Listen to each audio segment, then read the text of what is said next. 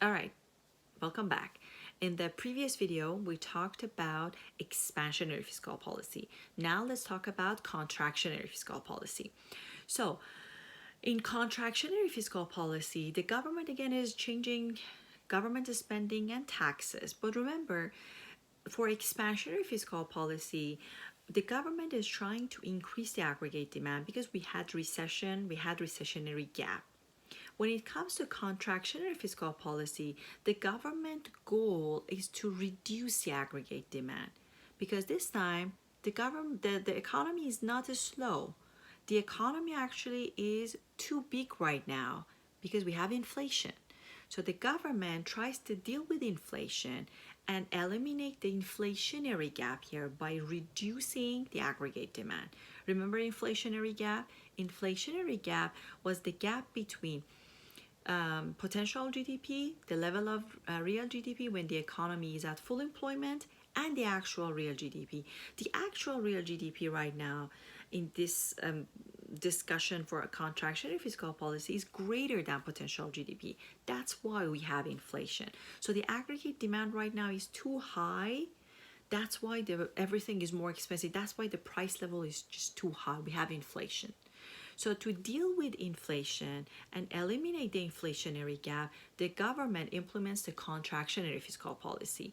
And the goal is to reduce the aggregate demand, shift the aggregate demand leftward. The government can reduce the aggregate demand by reducing its own spending because as soon as the G decreases, aggregate demand will go down. And we talked about the multiplier effect. So the aggregate demand will go down step by step eventually, okay, because of the multiplier effect. Another thing that the government can do instead of reducing the government spending is to increase taxes. So to reduce the price level, to reduce the inflation rate, the government increases taxes. The government this time is demanding bigger proportion of our income as tax, okay, us as individuals or as businesses. So the disposable income for individuals will go down because of higher taxes. We have less money to spend, so our consumption expenditures will go down. As soon as C decreases, the aggregate demand will decrease. And since we have this multiplier effect, the aggregate demand will go down over and over and over again. So the inflationary gap will be deleted, will be eliminated. The price level will go down. So don't forget, expansionary fiscal policy happens when the government is dealing with recession, like right now because of COVID-19, to eliminate the recessionary gap, the gap between potential GDP and actual GDP, by increasing the aggregate demand.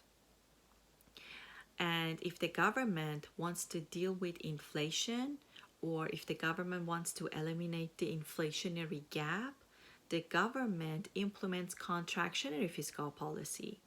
And the government goal is to reduce the aggregate demand. Expansionary fiscal policy is increasing government spending or tax cut. Contractionary fiscal policy is reduction in government spending or increasing taxes. Which one the government will pick, change in tax or change in government spending, we really don't know. It depends on how deep the recession is, how bad the inflation is. Sometimes the government does both of them at the same time to kind of boost the economy during recession time, or kind of give a shock to the economy to reduce the inflation, okay?